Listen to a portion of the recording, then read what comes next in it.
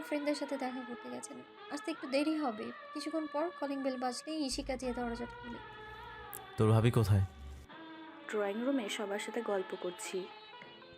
রাতে ডিনার শেষ করে সবাই ড্রয়িং রুমে গল্প করছিল। আয়ন সোজা ড্রয়িং রুমে গিয়ে রীতিকে বসা থেকে একটানে হাত ধরে দাঁড় করালো আর ঠাস করে একটা থাপ্পড় দিল। রীতি কিচ্ছু বুঝতে না পেরে আয়নের দিকে তাকালো। ওর চোখ আগুনের মতন লাল হয়ে আছে। অ্যান, এসব কি বেয়াদবি? ঘরের বউয়ের উপরে কেউ হাত তোলে? তো তোমার ঘরের বউকে জিজ্ঞেস করো না, ও আমার থেকে এত বড় সত্যি কথা কেন লুকালো? কি বলছেন? আমি কি করেছি? তুমি এত ভালো নাটক করতে পারো আমার জানা ছিল না। মানে? তোমায় আমি এতক্ষণে আরিয়ান আর নিশান চিল্লানো শুনে বের হলো। বাবা কি হয়েছে? তোমরা দুজন দুই রুমে যাও, যাও বলছি। বাবা মাকে বকছো কেন? একবার বললে কি কানে শুনো না? এক্ষুনি রুমে যে দরজা বন্ধ করে ঘুমাও, যাও। আরিয়ান নিশান ভয়ে চলে গেল। দুজনের কেউ আয়ানকে আগে এত রাগ দেখেনি আগে। হ্যাঁ, কি বলছিলাম? তোমায় ওদিন আমি ছাদে আমার আর রিয়ার লাভ স্টোরির কথা বলিনি। কি হলো, বলছো না কেন? Tell me damn it. রীতি ভয়ে কেঁপে উঠল। কি হয়েছে বলবি তো? ওকে বলেছিস তা কি হয়েছে? মা, তোমরা সবাই জানোই তো আমি রিয়াকে কিভাবে ভালোবাসি। হ্যাঁ, প্রথমে রিয়া ভাবির নাচ দেখে পছন্দ হয়, তারপর চিঠি অদল বদল করে ভালোবাসা। আজ 11টা বছর পর আমি জানতে পারছি যে যে মেয়েটাকে আমি ভালোবেসেছিলাম তা রিয়া ছিল না। কি কি বলছিস তুই?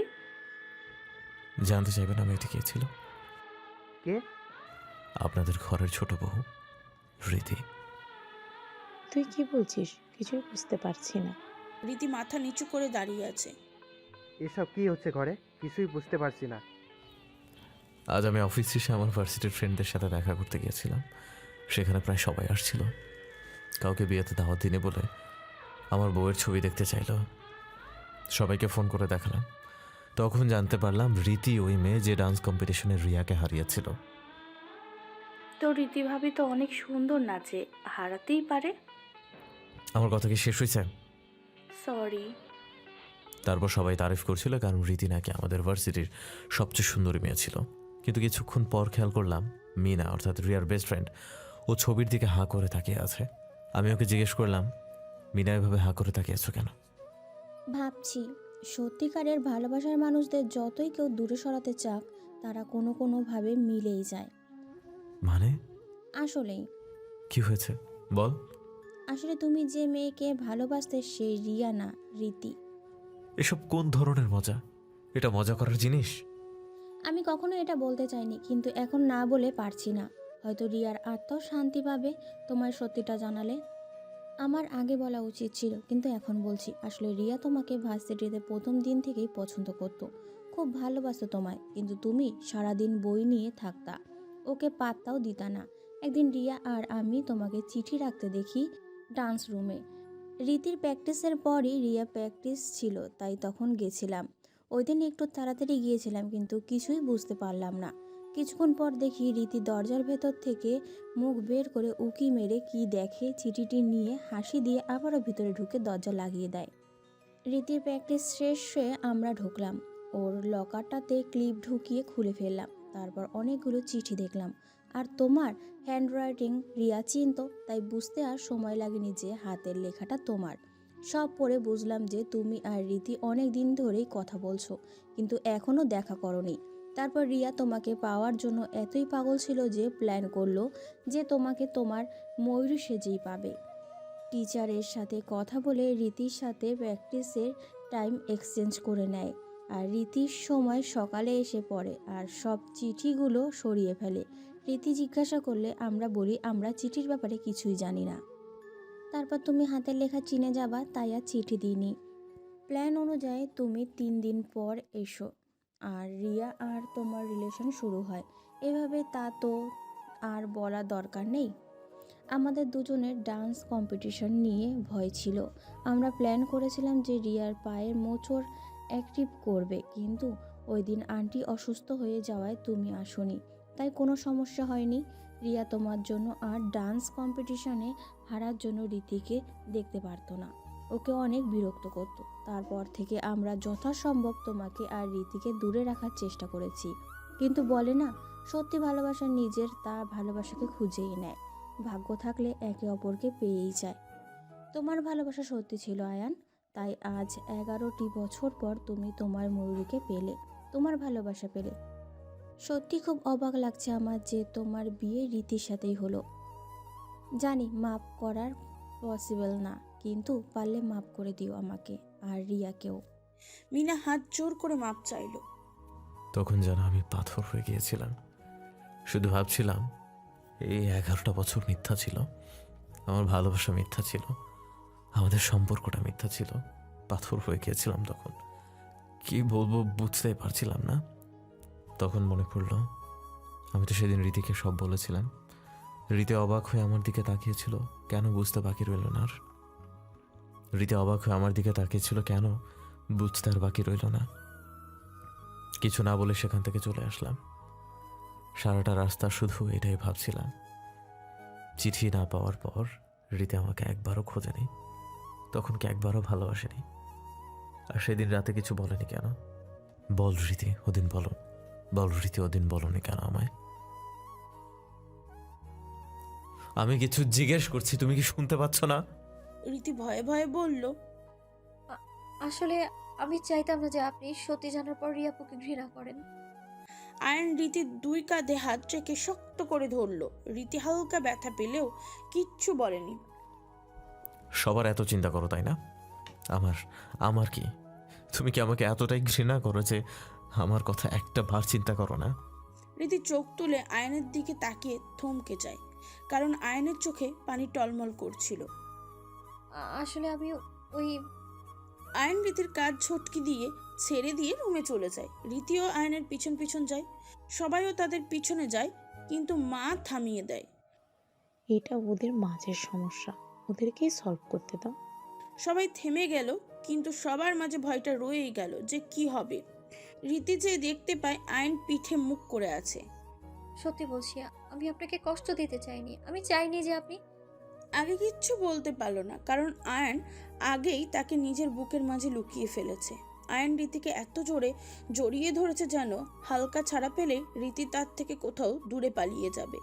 বেশি জোরে জড়িয়ে ধরায় রীতির নিঃশ্বাস নিতে কষ্ট হচ্ছে।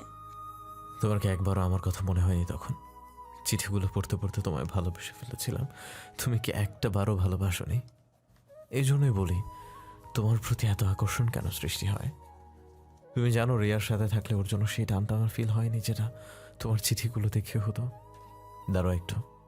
আয়ন রীতিকে ছেড়ে দেয়। রীতি তখন একটু নিঃশ্বাস নেই।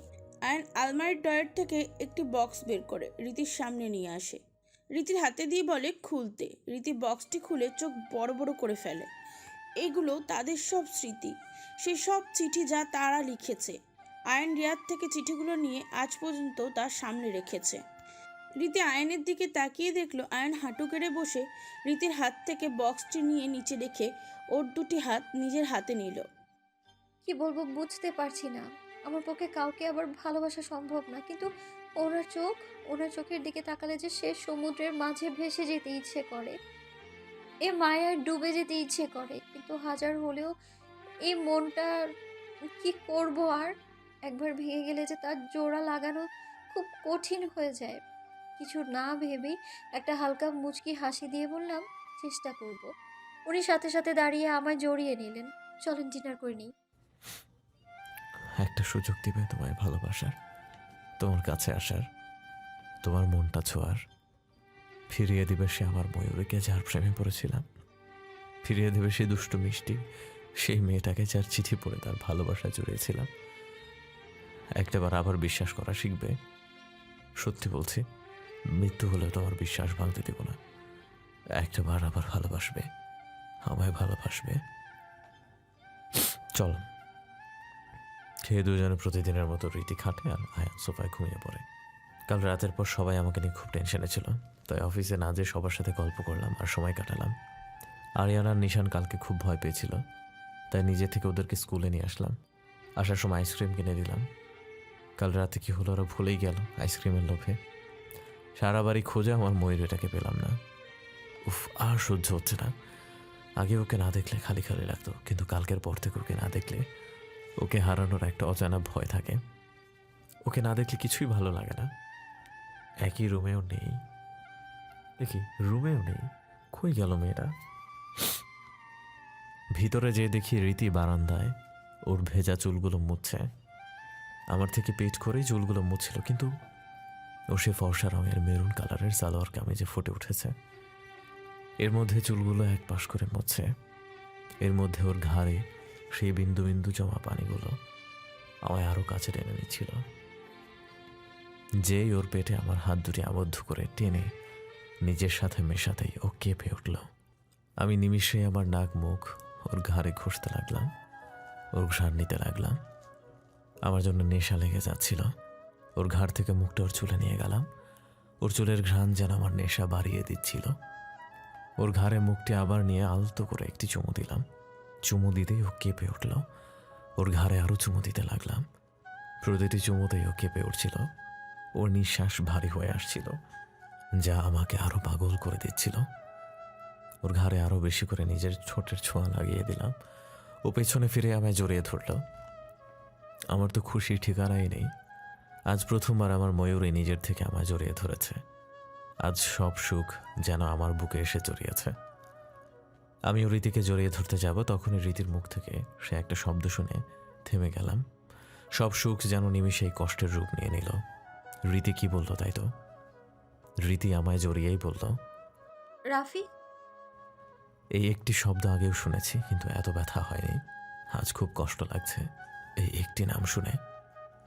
আমি রীতিকে না জড়িয়ে রয়েছি, আর রীতি আমাকে শক্ত করে জড়িয়ে ধরে রেখেছে। নিজের কাছে এত কাছে জেনেও আরো দূরে সরিয়ে দিয়েছে। আমি রাফি না, আয়ান। রীতি মাথা তুলে তাকায়, সাথে সাথে আয়নকে ছেড়ে দেয়। একবার আয়নের দিকে তাকায়, তারপর অন্য দিকে তাকিয়ে নিচে তাকায়, তারপর দৌড়িয়ে সেখান থেকে চলে যায়। আয়ন পাথর হয়ে সেখানে দাঁড়িয়ে থাকে। সে কি করবে না করবে বুঝতে পারছে না। মুহূর্তেই তার দুনিয়া পাল্টে গেল। আজ রীতিকে এত কাছে পেয়েও আরও দূরে চলে গেল সে। অন্যদিকে রীতি। কি করলাম এটা? কি হলো এটা এখনো বুঝে উঠতে পারছি না। আজ যেন আমি নিজের হুঁশই হারিয়ে ফেলেছি। আজ আবার আয়ানকে কষ্ট দিলাম। মানুষটা আমার জন্য কত কষ্ট পেল, আর কত কষ্ট পেতে হবে তার। নিজের উপরই আজ এত পরিমাণ জেদ উঠছে আমার। রাফি, ওর নামটা কেন নিলাম আমি? কিন্তু উনি আজ আমার এত কাছে এসেছে, রাফি নামটা ভুলে চলে আসলো। রাফি ছাড়া অন্য কোনো ছেলে আমার এত কাছে আসেনি হয়তো, তাই আজ দ্বিতীয়বার আয়ান আমার এতটা কাছে ছিল। কিন্তু ও আমার যত কাছে আসে ও আমায় ততটা রাফির কথা মনে করিয়ে দেয়। আমার প্রথম ভালোবাসা ভোলাটা তো এত সহজ না, তাই না? কিন্তু আয়ান আয়ান তো আমাকে এত ভালোবাসে, ওকে কষ্ট কিভাবে দিই আমি? তো ভালো মানুষ আমার এত কেয়ার করে, এত ভালোবাসে। 11টা বছর সে নিজের ভালোবাসা বুঝে অন্যকে ভালোবেসে এসেছে। ওনাকে কষ্ট দিলে যে নিজেরও কষ্ট লাগে। কালকে ওনাকে চেষ্টা করব বলে আজ আবারও কষ্ট দিলাম। না না, এটা ঠিক করিনি। যাই যে ওনাকে সরি বলি। রুমে যেয়ে দেখি উনি নেই। ড্রয়িং রুমে দেখি মা আর ভাবি কথা বলছে, তাদের জিজ্ঞাসা করি, মা, আয়ান কোথায়? কেন মা? ও তো অফিসে গেছে, কোনো ইম্পর্ট্যান্ট মিটিং চলে আসছে তাই বলে গেল ওর দেরি হবে আসতে। তোমাকে বলেনি? রীতি, কাল রাত না সব ঠিক হয়েছিল, আজ কি আবার কি কিছু? না ভাবি, মিথ্যা বললাম, না হয় সবাই টেনশন করবে। তাহলে আয়ান আমাদের বলে গেল, অথচ তুমি জানো না কেন? ওই আসলে ভাবি, আসলে আমি ছাদে ছিলাম, হয়তো আয়ান আমায় খুঁজেছিল কিন্তু পায়নি। ও আচ্ছা। রুমে চলে আসলাম, এসে আয়ানকে ফোন দিলাম, ফোন ধরলো না। 5 বার আরও কল দিলাম, ধরলো না। এর পরের বার কেটে গেল। খুব অস্বস্তি লাগছে, এর থেকে বেশি মনের ভেতর একটা ভয় কাজ করছে। কি করব না করব বুঝতেই পারছি না। খুব অস্বস্তি লাগছে, এর থেকে বেশি মনের ভিতর একটা ভয় কাজ করছে। কি করব না করব বুঝতে পারছি না। রাত 2টা বেজে গেল, এখনো আসছে না। সবাই ঘুমিয়ে গেছে, আমি বারান্দায় দাঁড়িয়ে ওনার জন্য অপেক্ষা করছি। কত ফোন করেছি তার হিসেব নেই। হয় মনে হচ্ছে জানটা বের হয়ে যাবে। সকালের ঘটনার পর কিছু তো করেনি তো। ভেবেই বুকের ভেতরটা মোচড় দিতে শুরু করলো, চোখ দিয়ে পানির বন্যা বইতে লাগলো। তখনই দেখলাম ওনার গাড়ি বাসার সামনে এসে দাঁড়ালো। দৌড় দিয়ে বাসা থেকে বের হয়ে ওনার গাড়ির সামনে দাঁড়ালাম, কিন্তু ওনার গাড়ি থেকে সাব্বির ভাইয়া, মানে আয়ানের বেস্ট ফ্রেন্ড, উনি বের হলেন। ভাইয়া, আয়ান কোথায়? ভাবি, আপনার আর আয়নার মধ্যে কি কিছু হয়েছে? রীতি কিছু না বলে মাথা নিচু করে রাখলো। বুঝেছি। উনি কোথায়? গাড়িতে ড্রাঙ্ক, তাই আমি নিয়ে আসলাম। মানে? আজ প্রথম আয়ন ড্রাঙ্ক করেছে। আমি ওকে আগে এরকম কখনোই দেখিনি, আজই প্রথম। ভাবি, আয়ন আপনাকে অনেক ভালোবাসে। আমি কাল রিয়ার আর মিনার কথা জানলাম। ভাবি, সে 17 বছর ধরে আমাদের ফ্রেন্ডশিপ, কিন্তু আমি আয়নকে কখনো এভাবে দেখিনি। আপনার হয়তো ওর ভালোবাসার উপরে বিশ্বাস নেই, কিন্তু আমি দেখেছি ও আপনার চিঠি একটা পেলে খুশিতে পাগল হয়ে যেত। যে 3 দিন আপনার চিঠি পায়নি, সে 3টে দিন পাগলের মতো হয়ে গেছিল। কী করছে না করছে নিজেই জানতো না। ভাবি, ভাগ্যই আপনাদের মিলিয়েছে, নাহলে একবার চিন্তা করেন 11 বছর আগে আলাদা হওয়া সত্ত্বেও আজ আপনারা জীবনসঙ্গী কীভাবে হলেন। যদি আয়ানের ভালোবাসার গভীরত্ব এত না হতো, তবে আজও তো আপনাকে ফিরে পেত না। ভাবি, রিয়া একবার সে আপনার ভাগ্য চুরি করেছিল, না হলে আয়ান কখনোই আপনাকে নিজের থেকে দূরে যেতে দিত না। কিন্তু আপনি তখন চাইলে কিন্তু আয়ানকে খুঁজে পেতেন, তাই না? কি বলবে সে? যা সত্যি সাব্বির তাই তো বলেছে। একবার আপনি আয়ানকে হারিয়ে জীবনে অনেক বড় ভুল করেছেন। আপনাকে অনুরোধ করছি, আবার ভুলটি করবেন না। আয়ানকে একবার ভালোবেসে দেখুন, পৃথিবীর সব সুখ আপনার পায়ের কাছে এনে দিবে। আপনার জীবন ভালোবাসা দিয়ে ভরিয়ে দিবে। আমি জানি আপনার সাথে আগে কী হয়েছে, কিন্তু এর মানে তো এই না যে সবাই এক, তাই না? আমি লিখে দিতে পারবো, আয়ান কখনই আপনার বিশ্বাস ভাঙবে না। এটা বিনা দ্বিধায় আমার পক্ষে বলা সম্ভব। রীতি এখন চুপ করে আছে। আচ্ছা ভাবি, চলেন ওকে রুমে দিয়ে আসি। আর কাউকে ওর এই অবস্থার কথা বলবেন না, না হলে সবাই অনেক চিন্তা করবে। রীতি মাথা নাড়িয়ে সম্মতি দিল। রীতি দেখে আয়নের ডান হাতে ব্যান্ডেজ। কি হয়েছে ওনার হাতে? আয়ানকে গাড়ি থেকে বের করে কাঁধে হাত দিয়ে সামলে রুমে নিয়ে যাই, নিয়ে বিছানায় শুয়ে দেই। কাল রাতে আপনাকে থাপ্পড় মেরেছিল, তার শাস্তি দিয়েছে নিজেকে। মানে কিভাবে? ড্রিঙ্ক করতে করতে গ্লাসটা হাতে চাপ দিয়ে ধরে ভেঙে ফেলে, ফলে সব কাজ ওর হাতে ঢুকে যায়। বার্নিশ করার কথা বলে যে আপনাকে হাত দিয়ে থাপ্পড় দিয়েছে, তাই তাকে কষ্ট পেতে হবে। হাজার বলাতেও মানাতে পারিনি। অজ্ঞান হওয়ার পর ডাক্তারের কাছে যে বার্নিশ করিয়ে দিলাম। রীতি সাব্বিরের কথা শুনে আয়নের দিকে অবাক হয়ে তাকায়। ভাবি, ওকে নিয়ে সাথে আমি আমার গাড়ি রেখে এসেছি, গাড়িটা নিয়ে যাচ্ছি। ওকে ভাইয়া। আর ভাবি, যা বললাম তা একটু ভেবে দেখুন। জি ভাইয়া। রীতি সাব্বির চলে গেলে দরজা লাগিয়ে লেবুর শরবত নিয়ে রুমে আসে। আয়নকে অনেক কষ্টে হালকা উঠিয়ে পানির ছিটা দিয়ে জ্ঞান ফেরায় আর লেবুর শরবত খাওয়ায়, যাতে হ্যাংওভার কমে। খাওয়ানোর শেষে যেতে নাই, তখনই আয়ন রীতির হাত ধরে ফেলে। রীতি গ্লাসটা রেখে আয়নের পাশে বসে। আয়ন রীতির একটি হাত নিজের দুটি হাতের মধ্যে আবদ্ধ করে। তুমি আমায় আবার ছেড়ে চলে যাচ্ছ? আয়ন যে নেশার ঘোরে কথাগুলো বলছে তা রীতি ভালো মতোই বুঝছে। না, আমি কোথাও যাব না, আপনি ঘুমান। আয়ন রীতির বাম গালে একটা চুমু দিল, গতরাতে যেখানে থাপ্পড় দিয়েছিল। রীতি হঠাৎ এভাবে কিস করায় অবাক হয়ে তাকিয়ে রইল। আয়ন বাচ্চাদের মতন একটি হাসি দিল। ময়ূরী, এই জানো তোমাকে এতগুলো ভালোবাসি। আয়নের এসব বাচ্চামি দেখে রীতি যেমন হাসি পাচ্ছে তেমন ভালোও লাগছে। সত্যি? 1 সত্যি, 2 সত্যি, 3 সত্যি। কিন্তু কিন্তু কি? তুমি আমাকে ভালোবাসো না কেন? জানো, আমার না খুব কষ্ট হয়, বুকটা খুব ব্যথা করে। তুমি আজ যখন রাফির নামটা নিলে, আমার জানো জানটা বের হয়ে আসছিল। তুমি তো এখন আমার বউ, তাই না? আমাকে ভালোবাসো না? রীতি কি বলবে বুঝতে পারছে না। আয়নের চোখে পানি টলমল করছে। রীতি আয়নের চোখে না তাকাতে চেয়েও তাকালো। তাকাতে চায়নি, কারণ আয়নের চোখের মায়ায় ডুবে যায় প্রতিবারই। আজও ব্যতিক্রম কিছু হয়নি। আয়নের চোখে তাকাতেই সে আয়নের চোখের মায়ার সমুদ্রে ভাসতে থাকে। আয়নের চোখ যে আজ রীতির জন্য তার ভালোবাসার সাক্ষী। আয়নের চোখ দেখলেই বোঝা যায় আয়ন তাকে কতটা ভালোবাসে। রীতি কিছু না ভেবে খাটে এক হাঁটু একটু উঁচু করে, পুরো না হালকা হাঁটুর উপর ভর দিয়ে উঠে আয়নের কপালের সামনে চুলগুলো হাতে দিয়ে পিছনে নিয়ে আয়নের কপালে একটু চুমু এঁকে দিল। আয়নের মুখে হাসি ফুটল। রীতি কপাল থেকে হাত গালে নিয়ে বলল, আপনি ঘুমিয়ে যান কেমন? আয়ন তখনই রীতির হাত এক টান দিয়ে বিছানায় শুইয়ে দেয়। নিজেও শুয়ে রীতিকে নিজের বুকে টেনে নেয় আর শক্ত করে জড়িয়ে নেয়। এখানে ঘুমাও।